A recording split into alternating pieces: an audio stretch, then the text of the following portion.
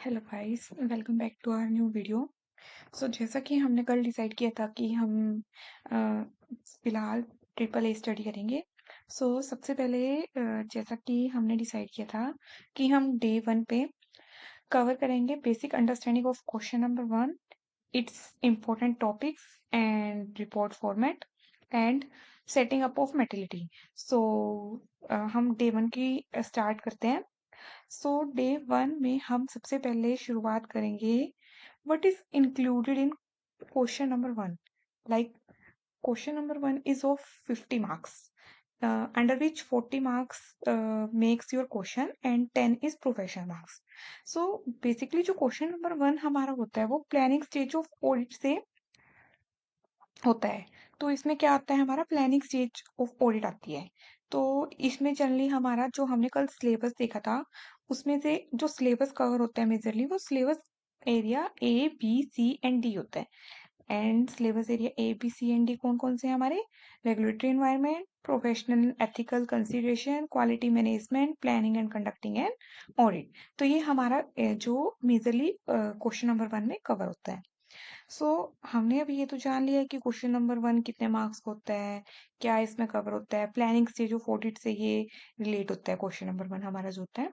Next one जो हमारा होता है कि क्वेश्चन नंबर वन में जो मोस्ट इम्पोर्टेंट टॉपिक्स होते हैं वो कौन कौन से होते हैं। नंबर वन है जो वो है वो बेसिक है, जो हमारा होता है बिजनेस रिस्क।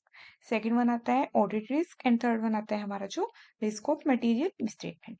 ये जो हमारा तीनों पोर्शन मिला के हम कह सकते हैं कि हमारे 25 मार्क्स की रिक्वायरमेंट को क्वेश्चन की कवर करता है। कैसे? अगर हमारा बिजनेस रिस्क आ रहा है हमें 10 मार्क्स में, तो हो सकता है हमारा रिस्क ऑफ मटेरियल मिसस्टेटमेंट आ जाए 12 मार्क्स में, 14 मार्क्स में, 18 मार्क्स में, डिपेंड करता है एग्जामिनर के ऊपर। ये कभी भी नहीं होगा कि हमारा audit risk and risk of material misstatement दोनों ही आएंगे। या हमें कहा जाएगा कि हमें ऑडिट रिस्क करना है या हमें कहा जाएगा कि हमें रिस्क ऑफ मटेरियल मिसस्टेटमेंट करना है। इन दोनों में से कोई एक टॉपिक आएगा। ओके, देन आफ्टर दैट हमने डिसाइड किया था कि हम इसके बाद करेंगे रिपोर्ट फॉर्मेट। अब जब हम अपना क्वेश्चन लिखना स्टार्ट करते हैं, हमें फर्स्ट क्वेश्चन में जो कहा जाता है, हमें कहा जाता है कि हमें रिपोर्ट तैयार करनी है, ब्रीफिंग नोट प्रिपेयर करने हैं। तो ब्रीफिंग नोट का जो फॉर्मेट होता है हम उसको डिस्कस करेंगे। तो जैसे कि आपको क्वेश्चन की स्टार्टिंग में कहा जाएगा कि हमें जो रिपोर्ट मिली है वो ऑडिट एंगेजमेंट पार्टनर से मिली है और किसको दी गई है, वो ऑडिट मैनेजर को दी गई है। तो हमारा जब हम रिपोर्ट फॉर्मेट प्रिपेयर करेंगे, जब हम अपने ब्रीफिंग नोट्स बनाएंगे, तो उसमें जब हम क्या करेंगे, जब हम अब रिपोर्ट लिख रहे हैं तो उस टाइम पे हम क्या करेंगे, मैं रिपोर्ट किसको लिखूंगा, ऑडिट एंगेजमेंट पार्टनर को, और उस पर्सन का नाम लिखूंगी साथ में कि ये किसको हमें रिपोर्ट भेजनी है और हमें फ्रॉम किसकी साइड से हम दे रहे हैं, ऑडिट मैनेजर की साइड से दे रही हैं। ऑडिट मैनेजर अपनी रिपोर्ट बना के दे रहा है ना ऑडिट एंगेजमेंट पार्टनर को। तो हम सबसे पहले क्वेश्चन से ही हमें मिल जाएगा कि टू एंड फ्रॉम हमें किसको देना है। उसके बाद हमें लिखना होता है हमारा सब्जेक्ट। सब्जेक्ट क्या होता है हमारा, हम ऑडिट प्लानिंग किसकी कर रहे हैं, audit planning of dash group या कंपनी जो भी है, अगर वो ग्रुप है तो ग्रुप एंड अगर वो कंपनी है तो कंपनी। तो हमें किसकी ऑडिट प्लानिंग करनी है हम उसके बारे में उसमें सब्जेक्ट लिखेंगे। डेट जो हमारी होती है वो नॉर्मली जो हमारी डेट होती है वो 1 जुलाई 2015 फिक्स होती है, लेकिन किसी किसी केस में वो डिफर भी हो सकती है। डेट हमें रिपोर्ट मीन्स जो हमें ब्रीफिंग नोट स्टार्टिंग में बताए दिए जाएंगे, जो हमें ऑडिट एंगेजमेंट पार्टनर से मिलता है जिस डेट को, तो हमें उस वो वाली डेट लिखनी होती है। उसके बाद देन आफ्टर दैट हमें ब्रीफिंग नोट्स में अपने इंट्रोडक्शन लिखना होता है। इंट्रोडक्शन में हम क्या लिखेंगे, सबसे पहले हम बताएंगे कि ये ब्रीफिंग नोट हम किसके लिए तैयार कर रहे हैं। Like this briefing note is prepared for the audit planning of dash group और कंपनी जो भी है for the year ended dash dash dash. Majorly जो ईयर एंड होता है किसी भी कंपनी का, क्वेश्चंस में हमारे जो एग्जामिनर देता है उसमें 30 सितंबर ही होता है, बट वो केस के ऊपर डिपेंड करेगा कि आपको क्या दिया गया है। तो हम सबसे पहले जो हमारे इंट्रोडक्शन स्टार्ट करेंगे तो उसमें आएगा briefing notes is prepared for the audit planning of dash group और company for the year ended dash. Then after that अगर मुझे क्वेश्चन में पहले ही रिक्वायरमेंट है कि evaluate and prioritise the risk of material misstatement and after that मुझे कहा जाता है कि मुझे ऑडिट प्रोसीजर लिखने हैं। तो मैं क्या लिखूँगी अपने नोट्स में अगली लाइन, जब मैं ब्रीफिंग नोट्स बनाऊँगी तो मैं क्या लिखूँगी? तो the notes include the brief discussion regarding the evaluation and prioritisation of significant risk of material misstatement and after that जो भी आपसे पूछा जाएगा।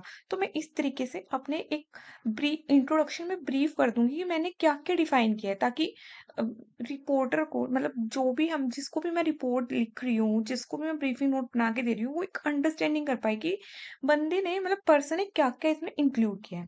तो ये इस तरीके से हमारा briefing note. And after that जब हमारा ब्रीफिंग नोट खत्म हो जाता है, इंट्रोडक्शन हमारी खत्म हो जाती है, तो उसके बाद मुझे क्या करना होता है, अगर मान लो मेरा फर्स्ट क्वेश्चन दिया गया है, risk of evaluate and prioritisation of significant risk of material mistreatment.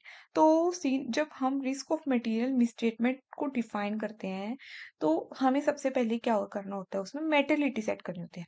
वो जब हम क्वेश्चन करेंगे मैं उसमें भी दोबारा बताऊंगी, लेकिन अभी हम एक अंडरस्टैंडिंग के लिए कि हमें एक मेटलिटी सेट करनी होती है, और जो मेटलिटी हमें सेट करनी होती है वो हमें क्वेश्चन में खुद बताया जाएगा कि हमें मेटलिटी जो सेट करनी है वो किसके ऊपर करनी है, कि हमें रेवेन्यू के बेस पे मेटलिटी को सेट करना है, हमें प्रॉफिट के बेस पे करना है, या एसेट के बेस पे करना है।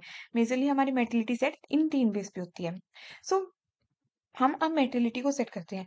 ऑल्दो हम audit risk of material misstatement जब हम डिस्कस करेंगे उस टाइम पे हम दोबारा देखेंगे, बट हम मेटलिटी थ्रेशोल्ड सेट करना फिलहाल के लिए सीख सकते हैं। अब मेटलिटी क्या होता है? मेटलिटी क्या होता है? एक मिनिमम लिमिट जो किसी भी कंपनी द्वारा सेट की जाती है, ये पता लगाने के लिए कि कंपनी में कितना रिस्क है, या फिर कितना रिस्क एक कंपनी ले रही है। इस सबको पता लगाने के लिए हम क्या करते हैं, मेटलिटी को सेट करते हैं। अब जो मेटलिटी लिमिट, जैसा कि मैंने बताया, जो हमारी मटेरियलिटी होती है वो किसके ऊपर सेट होती है? Revenue, asset and profit.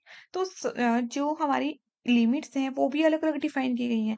Like अगर रेवेन्यू के बेस पे मैं लिमिट सेट करती हूँ तो वो 0.5 से 1% होती है, एसेट के बेस पे 1 to 2% होती है, एंड प्रॉफिट के बेस पे वो 5 to 10% होती है। तो जो हमारी लिमिट होती है वो अलग-अलग है।